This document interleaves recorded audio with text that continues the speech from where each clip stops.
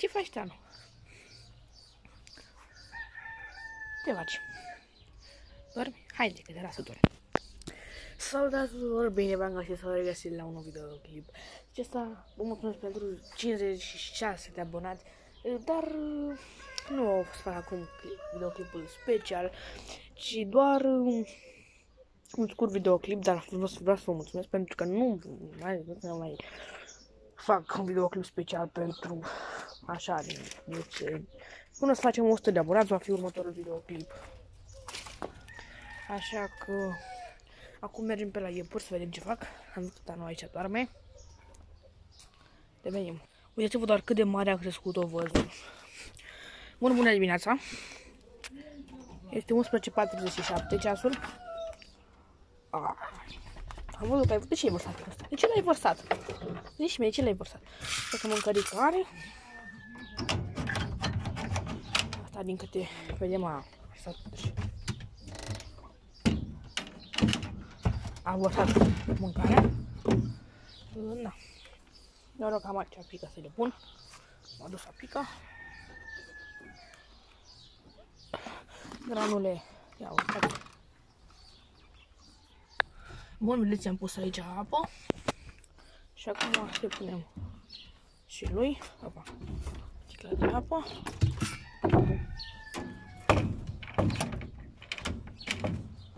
Uite ce. Eu nu am să pun doar atâta pentru că nu am aici. Aici este hrănitoarea acelui alb de tot. Dar i-am dat-o jos pentru că vreau să o prind din nou. Pleacă. Gata. Au apică, fugi și bea apică, că normal că ai stat fără dacă o vergi. Uitați-vă la el. Ce faci, măi?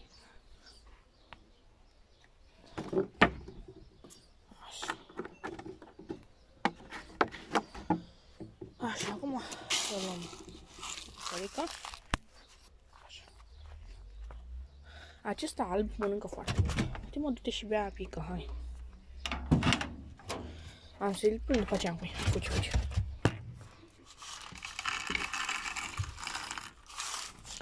Am văzut că perușii intră în cuib. M-am jucat un pic cu ei. Uitați. Aș vrea să le dau și niște frunze de vie. Așa că am să iau acum niște frunze de vie să le dau pentru că le plac. Așa frumos aici, așa. Să băgăm așa pentru, na, să fie prins. Uite, abia apică. Bun. O să le fac din nou curat, adică am puțină mizerie. Se năpărlește foarte mult, să le luăm puful. Ce? Le iau acum niște frunze de vie, iar văd ce le mai iau și să văd cum aros ăsta. Dacă nu se localizează.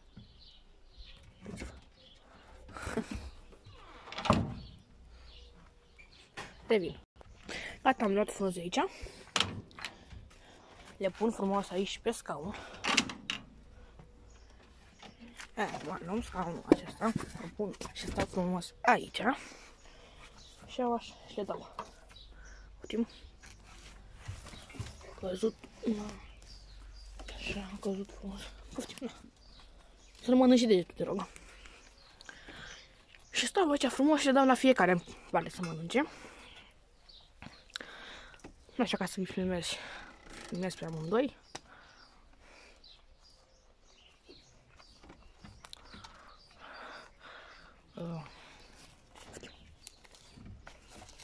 Frim, nu?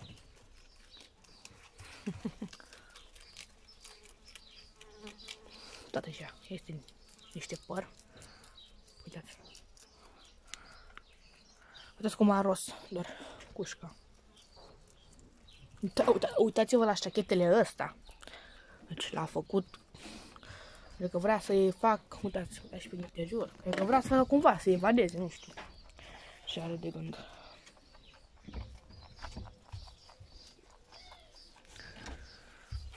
Mă gândeam că nu v-am mai postat niciun clip de mult și nici nu v-am prea mai arătat iepurii. Știți că poate vreți să-i vedeți. Am păr pe mine. După trebuie să schimb bluza. Uitați, am păr. Uitați.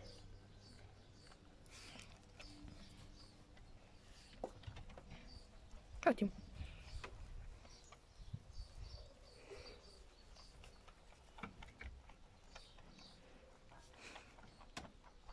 Na, ia tu. No, până amestecați voi. Na, ia. Așa, și ultima îți vine și ție. Și gata. Gata, nu mai avem. Acelea, să vă spun ce le mai dau eu. Mai dau așa niște iarbă dintre aceasta, care tot așa le place foarte mult. Este și foarte bună pentru ei. Nu vine acum cum se numește, dar cu siguranță aveți cei care stați la țară.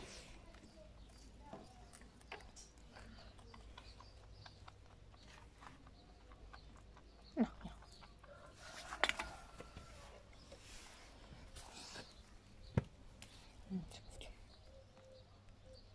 Mă, iar. Da. Puteți le dați lucernă. Păi ce că-ți dau și ție. Uite-mă. Frumos. Frumosule. Frumosule.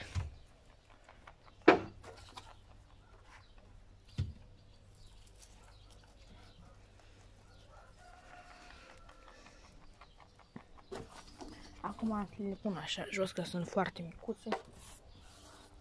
Poftim, date așa. Așa că sunt micuțe. Și nu pot să le stau, că sunt și multe. Așa, acesta ce a roz. Uitați. Dar acesta... n-am uitat și pe aici. Gata, nu mai am.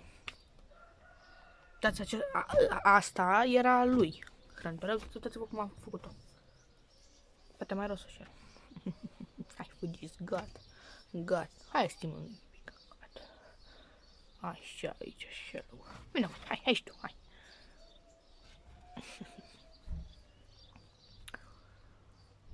Da.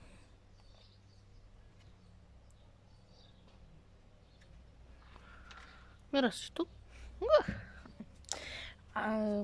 Da, așa că am mai văzut aici printre flori niște iarbă dintre aceasta.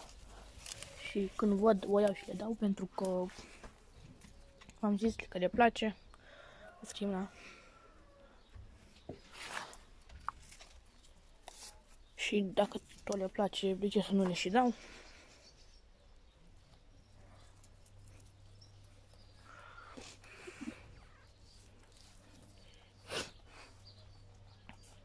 Hai, gata, nu mai mânca pe asta, gata, las-o. Ia și tu aici, na. V-a plăcut puțin vlogul?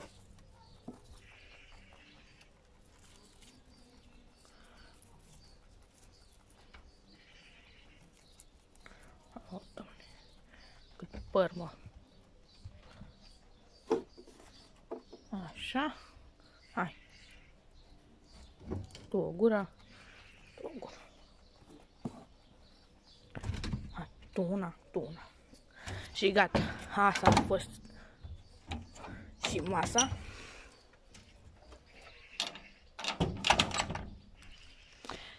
Bun, acesta a fost și clipul de azi. Sper că v-a plăcut. Dacă v-a plăcut, uitați să dați un like, să vă abonați la canal, pentru că mai repede 60 de abonați. Și se pare că s-ar putea să reușim să facem 100 de abonați până de ziua mea, până pe 15 iulie. Sper, îmi doresc foarte mult.